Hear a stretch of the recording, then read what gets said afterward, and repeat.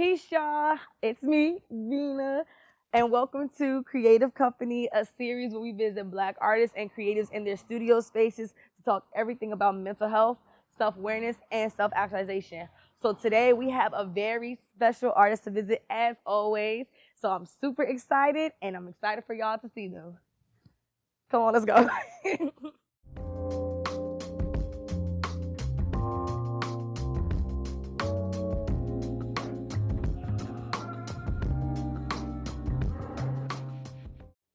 So y'all, we are outside of our artist's studio door. We're gonna go ahead and give it a knock to see if we can get a studio tour, but also sit down and have an interpersonal conversation with the artist. So, okay, y'all, let's get into it.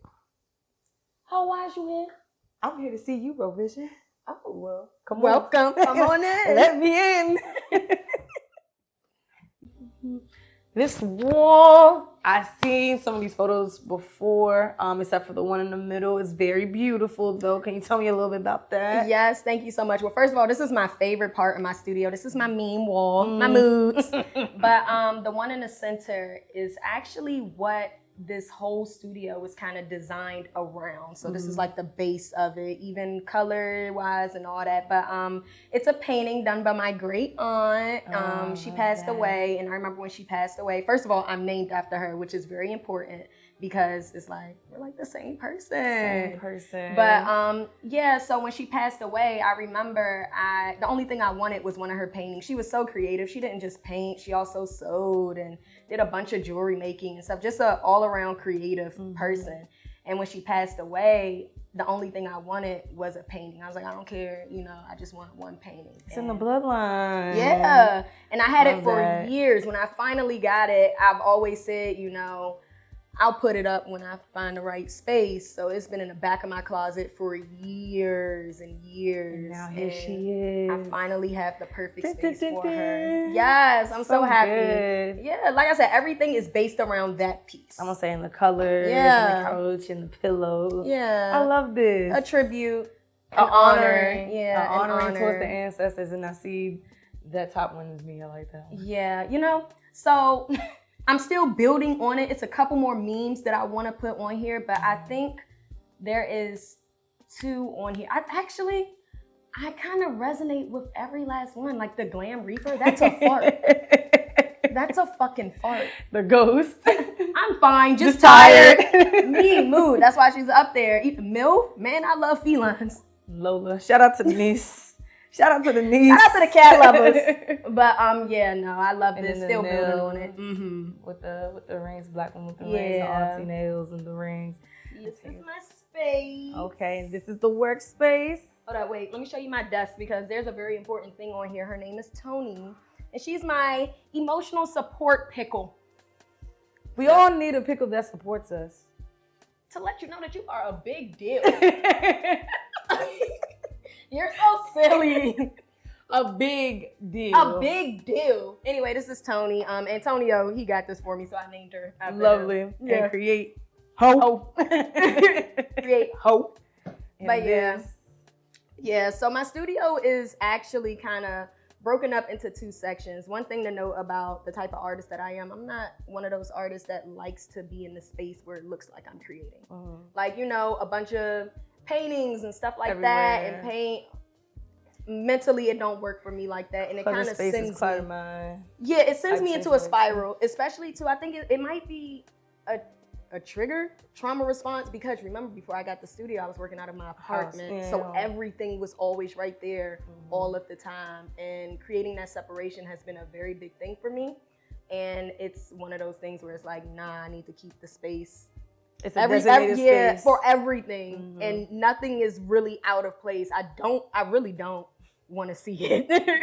Things anywhere. You. Yeah, Keep the art in the art section, please. Thank you. Yeah, literally. But that's a good thing though, because it gives you like a type of separation for when you need to work, when you need to rest, or when you like want to go ahead and play. Like you're not focused on just primarily work. It's like, all right, I'm gonna give myself this rest, give myself this space to do it. So I think that's important too as well. I think everybody needs that type of separation because it's like you become overwhelmed. It's like what the heck is gonna happen? Humans are so fucking fragile. Yeah. Like everything affects us mentally. So even coming into this, it's just like, let me create even the separation in between the spaces. if I step foot in this space, I know I'm about to paint. Yeah, it's like this if is I step- designated for specifically that. Specifically. So, and if I step over there, I'm going to sleep. Mhm. Like on the couch. I'm As getting you knocked should. out. I'm going to sleep. But it was really important for me to like create some type of separation so that if I am able to switch in and out of energies and spaces, I can. Very good. This beautiful piece here.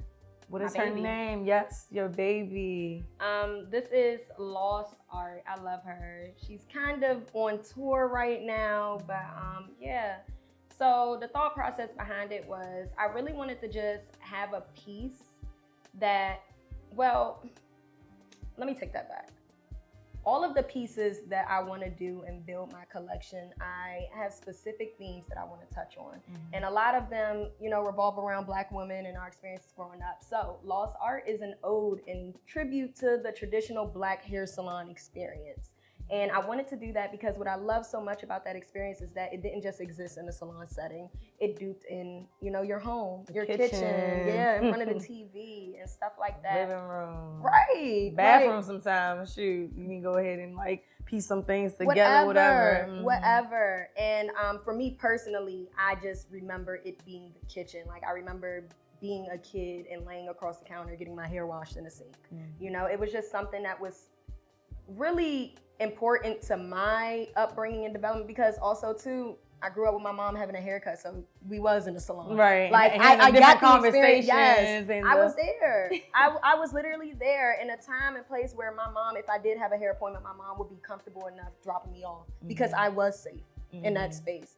Now today, I would look at you sideways if you're doing that, but then in that time, it was a safe space. Everyone looked out for me. It was really just a communal environment, a Black woman environment. And that's the biggest thing. That's the biggest thing. That's the biggest thing towards, I think, how we are now, you know, as Black women, and especially like being like teenagers, like adults. Like now that we are Black women, we want to get our hair done, but like nowadays, like people are charging for you to get their hair washed and the blow dry and everything else. The community aspect seems a little bit so much like separated. Hence why I noticed the name Lost Art. It's because it's a lost art, and it's a very intentional and intimate and layered piece.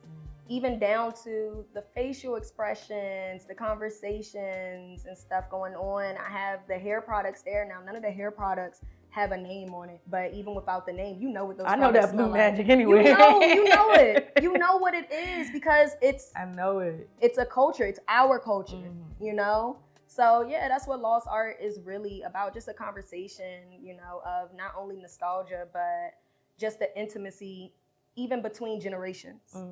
You know, a lot of times it's an older woman or maybe your mom or someone doing your hair, but it's very personal. Someone's touching your scalp. It's a very intimate and personal experience and situation. So I definitely wanted to create a piece, you know, that kind of, that honored that for real. I love it. Yeah, I love her. You know, she's not small. I don't work pretty small. She's huge, but also too, I work on unstretched canvas for a reason. I'm obsessed with the idea of being able to, or just feeling like you can walk into a scene or It's setting. a scene. I can hear the conversation. Screen. I can smell this. I can smell this. Exactly. I can hear like the conversation, Exactly. like the what? Girl, Exactly. I can't like. I love that. Yeah. I love it so much. Thank you. Thank you for this for yes, us. I really just want to put everyone in the environment, and I definitely feel like, can smell it. Yeah, You can can smell hear it. it. You I can can hear feel it. it. I can hear the perm rods knocking against each other. Right. And what I love too so much about it, it's like really curated, or like, I don't want to say, well, yes, it is very much curated, just the layout and design, but creative direction is my playground, right? So this was like one of the first pieces where I really felt like I got to plan it out every step of the way. You know, I take my own reference photos. It's Big Lynn and Morgan. We sat up in that house and took that reference photo, but no, we wasn't in a yellow kitchen or anything like that. No, she didn't have the towel around her, but you know, being able to put the pieces together after taking the reference photo and be like, no, I want this here, and adding it, it really just felt like this big ass pie of creative direction. And it tastes so good. And it tastes so good. Thank you. Like, what's your favorite flavor? Apple or pecan pie. Grandma. That's blueberry. Grandma. Fucking grandma, but all right. Give me some ice cream, I'm good with it. Oh my. Anyways, But yeah, that's lost art, beautiful. kind of in a nutshell. I could Talk go on more and talk about about her. it. Yeah, We I could talk about her for hours. But yeah. And we see your paints hung up, your supplies, yes. organized. Oh yes. This is and the ambiance. You got the candles where lit, the all colors. the magic happens. Yeah, no, I'm actually really big on candles at this point in my space. Like, And they gotta be everywhere. I wanted to know, like, how would it look crazy, or would it look like I'm trying to cast something if I put the candles here? Like, I think this is just good for what it is right now. Like, with candles fucking lit every fucking way, because that is the next step. I would say meditate on it a little more, but I like the idea, but it just feels, I don't know, it's like a feeling I get when I got these candles lit. Which? For real. It's a beautiful thing. I think it just sets the tone, sets the ambiance. Fire is flowing. Coming from a fire sign, fire is flowing. Fire is spark. Yes. Fire is like passion. See? So, I don't care what they say about you. You all right with me. Let's go. Let me go ask you some of these questions, child. Thank you for giving me a tour. Let me put this back. Go ahead and let's get into it. Let's get into it, yeah. So thank you so much for having me, having us tour your space. You know, I really want to tell you congratulations again because this is your first studio. Thank super you. duper proud. So I have a couple of questions just to ask you. You know, not only just circulating around you as an artist, but you know, as a Black woman, as a creative, and just in your business a little bit. Mm-hmm. So being an artist that reflects like, or illustrates more so, the social issues within the world, not just only in Black culture, but also, you know, Black women, Black individuals, whatever case may be. I wanted to ask who and what influenced you towards embracing the fullness of becoming an illustrator and highlighting social issues and concepts revolving around Black culture. Okay. I could tell you the story of when I first decided to call myself an illustrator, but because of, you know, my reference points and me being a Black woman and being impacted by these different things, that's always been what I created, even before I got to Morgan State. As a fine arts major at the illustrious Morgan State University. So I had a professor there. His name is Eric Briscoe. Love him. We all love him. Briscoe's like everyone's art dad. I love him. For sure. And crazy. And so he was my advisor, and I remember my freshman year having my first meeting with him. Was it my first meeting? I might have been in his class for a little bit, and then yes, so that's exactly what happened. There was an issue. You know, when you're a freshman, you get advisors. It doesn't really go, depending on who you got in your corner, they give you some rinky-dink advisor. You know, the issue was I got an advisor across campus that wasn't a fine arts major. So like my schedule was all types of fucked up. So I went to Briscoe because Briscoe was my advisor over there. And I went to Briscoe and he's looking, and I went into Morgan as a graphic design major. And That's different. I went in as a graphic design major, and I remember Briscoe was looking at my stuff and he's like, well, first of all, why are you graphic design? And I was like, what you mean? No, that's not what he said. What he said was he looked at it and he was like, why is this graphic design? I was like, what you mean? You're not a graphic designer. And I was like, what? What do you mean? And he was like, you're an illustrator. And I was like, how you know? And he was like, because I've seen your work. Like, it was such a very snarky, and like, if you know Briscoe, you know that's just his whole vibe. It's so funny. Yes, he's like, because I've seen your work. And I was like, oh. And what Briscoe really did for me in that day and moving forward was he gave me the language to explain what it is that I do, which is an illustrator. And I remember he broke it down. The first day he broke it down, like, illustration, and the word illustrator comes from the word illuminate, which means to shed light on, which is what I do in my work. Absolutely. Like, wait a minute. This made me want to talk about something for real. Yeah, exactly. So from that point forward, I'm an illustrator. And it makes so much sense. And then I'm just like, and I just remember the conversation was very much like, I was fighting him a little bit. I'm like, well, how you know? Because I've seen your work. That don't mean nothing. I'm an illustrator. I'm like, all right. Let him tell you what he knows. Yeah. But yeah. And there's the birth of Roe Vision. No. The illustrator. Or it took a little bit more time. Yeah. Coming into that. Yeah, it did. Definitely the birth of something. The birth of something in that moment. So, and I appreciate that because especially in lost art, you know, as we see, you know, you like shedding light on the simple fact of like the recipe that we losing with just, you know, the Black kinship and the Black woman, you know, having community within the hair salons, you know, or it's not particularly just the specific hair salon, but the kitchen, the home, the whatever. And I remember the quote from Nina Simone, you know, she had said, you know, an artist's duty is to reflect the time. Yeah. And I wanted to ask you, what would you say is the intention behind, you know, like, can you speak a little bit more about lost art, like, versus like how it's presenting like the present time of like community, especially with, like, you know, Black people in community and culture, or we could just get specific with Black women versus like how it was in the past, like. Yeah.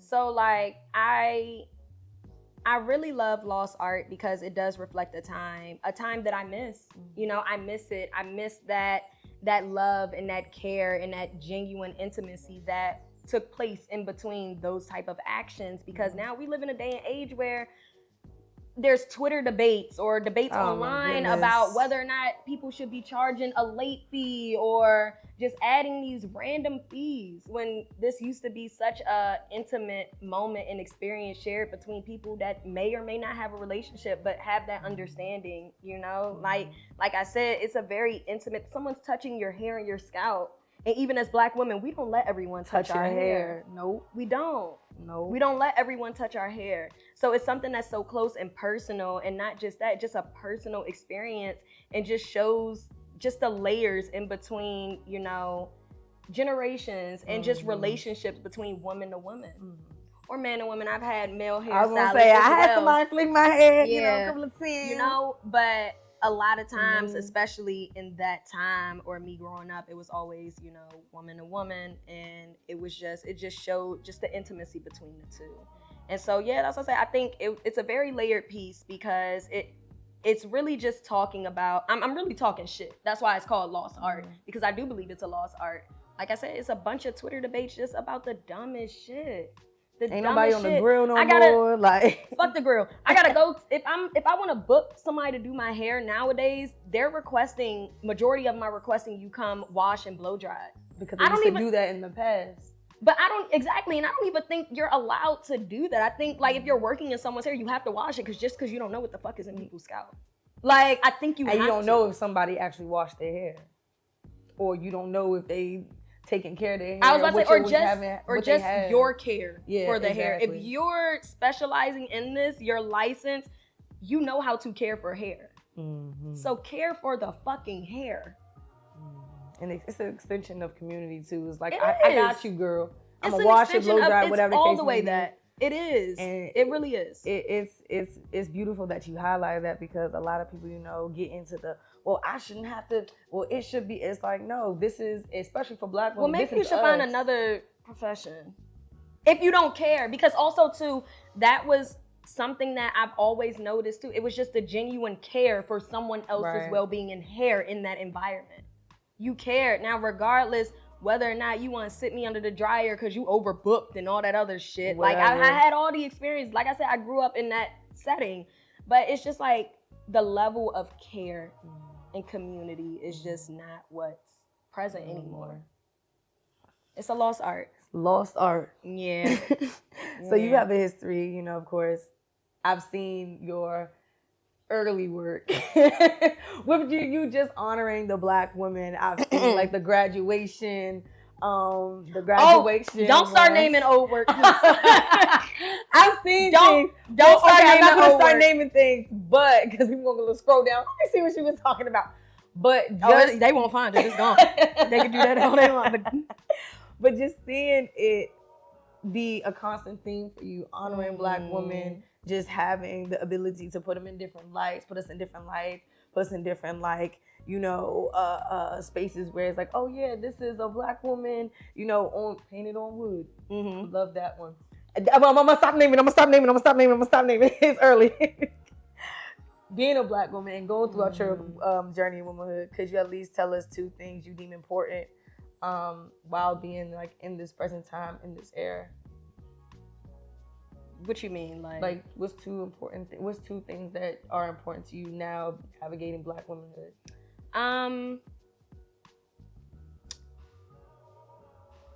One that's really, really, really important is, for me at least, is being around other like-minded Black women. Mm-hmm. It's a grounding that comes with that, and not only that, it's also just having a safe space to be. Mm-hmm. You know, if I have any conflict or any opportunity, you know, that's good or bad. Well, I mean, opportunities are good, right? It's supposed to be. If I have, no. Some opportunities are questionable. Yeah. We just say questionable. Yeah. So let me change that. But if I have anything going on in my life that I need to talk about or just hear feedback, I have that community. You know, whether it's good or bad, it's really just the grounding of it all. And to be around like-minded women that look like me, because a lot of times there's a disconnect with, it's really important for me to be around people that fucking get it. Yeah. Because if they don't, I'm just all over the place and it fucks me up mentally. I'm riled up and it's like, now I have to explain to you, but then now I have to like try to figure that myself out while explaining to you a little bit. And now it's like a little extra. It's stressful. It's stressful. And then in the middle of it, I'm trying to figure out, why don't you get it? It's like, oh, different reference points. You don't even look like me. Like, you don't get it. You don't get it. You don't get it. You just don't. So, you know, grounding myself around and within like-minded Black women is one, number one.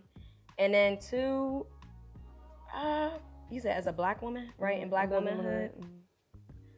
I think something that I've been practicing for a few years now is just honesty. Being honest with myself, being honest with other people, but more so with myself. It's a lot harder. That's a little difficult. A lot of people are delusional as fuck. And it's just like, it's because you're also just not being honest. You're not being real. You're delusional because you're just not being honest. You know, so one of the main things that I always try to do is be honest with myself. Like I don't have any, you know this about, I don't have any cut cards. Like I don't hold any, I don't have them, especially not for myself. I don't hold back any punches, none of that. Like when it comes to myself and what I have going on, especially in my artistry, I sit in here and I critique myself. Not only do I ask other artists for critiques, because that's important. A lot of people don't do that and it shows. But I sit here and I critique myself. There's not one thing that I do and I think, perfect, this is good. And you know that, like. I was gonna say, you don't do that. I don't. I should do this or maybe, and I'm like, okay, whatever. Not to say that what I do isn't good. No, it's beautiful. Yeah, it's fantastic. It is, but I think there's so much level of like, I don't want to use the word humble because I feel like there's so much clarity in being able to sit and look at yourself like this could be a little bit better. The word, I think, awareness. I have a certain level of awareness with myself and the things that I do and the things that I indulge in. Because it's okay to look at like why, look at the why. Yeah. Why are you doing this? And I tell people that all the time. They're like, no, I want to know how you did it. I'm like, the how is cool. We can skin a cat a million ways. We could do that. I need to know the why. Yeah. Why are you doing this? Why is that? You know, if it's just because it's a Tuesday you wanted to, well, okay, fine, whatever. But yeah, the why is so much more important than just the how. Yeah, it's way more important. And just even in my personal and regular everyday life, aside from what I do in my artistry, I really do just try to be honest with myself in the most brutal way, in the most brutal and caring way. I do. Grace too. Yeah, I was about to say, I do give myself a lot of grace. I think what helps me a lot, like I said, is just awareness. I think people start losing their minds when they start going through shifts and changes and they try to remain the same. And the gag is that you're never the same person twice. Never. After every experience, everything you do, you're never going to be that person again. So stop trying. A lot of people problems come from trying to be the same. And it's like, no, you've actually changed after that. Like, whether it's as simple as burning your hand on a fucking stove. Like, I bet you won't touch it no more. I bet you won't touch it no more. I bet you won't do that. You're not the same. So yeah, I just try to, remain very aware and honest about what's going on and really just ground myself around like-minded Black women. That's good. I like that. Proud of you. Proud of you. The last question that I have for you, the different reactions you get from your work, the different conversations that probably are sparked when people view your work, like, oh, what's going on here? What do you hope others see within themselves while like doing your art? Especially with Black women, I hope they just see themselves. At the very least, someone that they know. Something very familiar. I think what I'm realizing about myself is and as humans, we all do. I just love familiar things. That's why the feeling nostalgia is so important to me. I always say, my main goal is just to give Black women nostalgia. Because I sure smelled that the blue magic in the thing. I was like, oh, wait, I know what this feels like. Yeah. I know exactly because what it's this about feels like. the feeling. Like, nostalgia literally can take you back, and I'm super duper obsessed with that. And that's what I do. So I do hope that that's what you feel, or just something that just feels very familiar to you, so that, because when you're in spaces or you see something that feels familiar, now you feel safe. You feel safe. This is I can go to this point because you feel safe, you feel seen, you feel heard. And I always say, like, the tone of my work is, girl, I feel you. That's period. It. Girl, I feel you. Like, this shit fucked up. I feel you. Or, oh, like, damn, I feel you. Girl, like, or you having mental health issues, like you 1 foot out the fucking door, like, please. I feel you. Or just experiencing like whatever it is in whatever season, like this anxious feelings, and you feel like you're in depressed moods. It's like, damn, nah, I understand. I feel you. Like, I understand. I hear. It may not be the same thing, but I still understand. I understand. Like, I get it. Like, Black woman, sister girl, I hear you. I feel you. And not only do I hear you and feel you, I understand. Yeah. I get it. Like, we right here. I'm here with you. I get it. So, yeah, that. I'm super proud of you. I'm super proud of you. Thank you. And, like, yes, thank you. And even just in this space, because you've contributed to this space, this is my first art studio. So even doing this, thank you so much for bringing me on here. In this space, it's just such a tribute to the community that I do have. Everything in here, I made an artist like studio registry. Everything in here is from one of y'all, like my tribe. And it means so much to me because it just really makes this just feel like a space where people have your back. And I have y'all's too. Like I said, like, this isn't just a one-person thing. This is a community. It takes a village, for real. And I think my studio is definitely a testament of it. Even if people didn't get me anything, I had help bringing this couch in, I had help building this shit, even though it's fucking put together wrong. Like, but we was in here doing it. And that's what means so much to me. Just the experience, and because I would do it for any one of y'all, and just the fact that, everyone was so willing. I'm just so happy. So grateful. So happy, so grateful, so thankful. Community. Yes, for real. Well, I love it. Thank you so much for being here and giving your expression. Being here, I live here. Shut up. But no, thank you so much. I love you. Thank you. You did so good. Thank you so much for is this gonna be the shot? No, for real.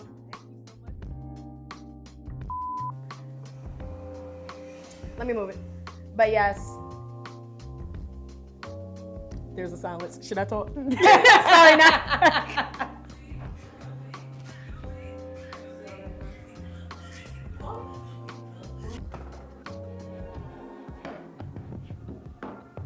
Into it. Oh my God, I wasn't ready. I wasn't fucking ready. I was all the way on the other side. I was like, yeah, I'm